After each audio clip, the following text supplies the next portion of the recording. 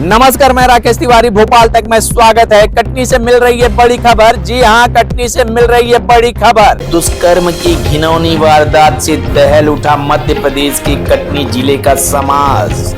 बहसीपन दरिंदे ने अबोध बालक को बनाया अपने हवस का शिकार। सुबह से दोपहर तक बालक को अपने मोटरसाइकिल पर घुमाया अपने साथ। नदी किनारे अपने हवस को बुझाया अबोध बालक के साथ। फिर क्या, हवस की आग बुझी तो याद आई प्रतिष्ठा। बालक का दबाया गला, मुंह से निकली ना आवाज। बालक हमेशा हमेशा के लिए चिरनिद्रा में सो गया। लाश को ठिकाने लगाने के लिए खोदा गड्ढा, बालक को गड्ढे में किया दफन। इस वारदात की पूरी कहानी देखिए भोपाल तक ब्यूरो के साथ। कटनी जिले के भनपुरा नंबर 1 में विनीत यादव, जिसकी उम्र 11 वर्ष थी, ये अबोध बालक की मौत हो चुकी है। नमस्कार भाई साहब। नमस्कार। क्या नाम पड़ता है आपका? भनपुरा नंबर 1 सतीश यादव सर। सतीश जी, आपका भतीजा था? नहीं, भांजा है। उसका कैसा, कब से वो गायब हो गया था? सर वो 2-3 दिन हो गए सर। 4 तारीख से। 4 तारीख को गायब हुआ था।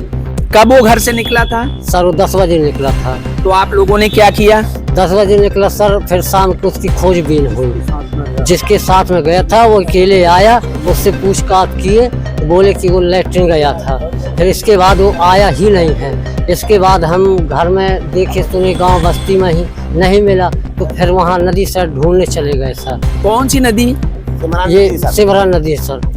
आपका बच्चा जो विनीत यादव था, किसके साथ सिमरान नदी तरफ गया? सर राहुल कोरी के साथ गया था। राहुल कोरी के साथ गया था।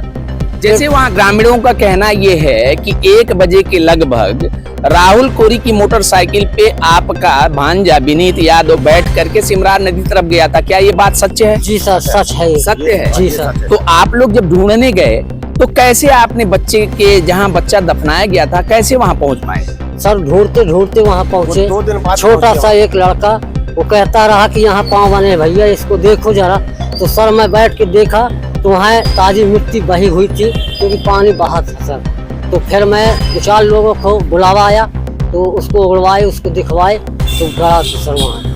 तो बच्चे को आप लोगों ने ही ढूंढा कि पुलिस ने ढूंढा? नहीं सर, हम सब ढूंढे सर, गाँव बस्ती सब। मतलब आप लोगों ने ही, जहां बच्चे को दफन किया गया था, आप लोगों ने ही बच्चे को देखा, उसके बाद पुलिस को बुलाया? जी सर, पुलिस को बुलाया, हमने देखा, फिर पुलिस को बुलाया। क्या नाम आपका पड़ता है? सतीश यादव। सतीश यादव। ये परिजन थे। जिस प्रकार से विनीत यादव तो खैर इस दुनिया में नहीं रहा, लेकिन समाज में उसने एक प्रश्नवाचक चिन्ह छोड़ करके गया कि आज समाज में लोग विश्वास करें तो किसके ऊपर करें। बताना चाहूँगा कि 4 और 5 तारीख जनवरी के 4 और 5 तारीख को हमें ये सूचना मिली थी कि निवार चौकी माधवनगर थाना अंतर्गत एक 11 वर्षीय बालक गुम हो गया है।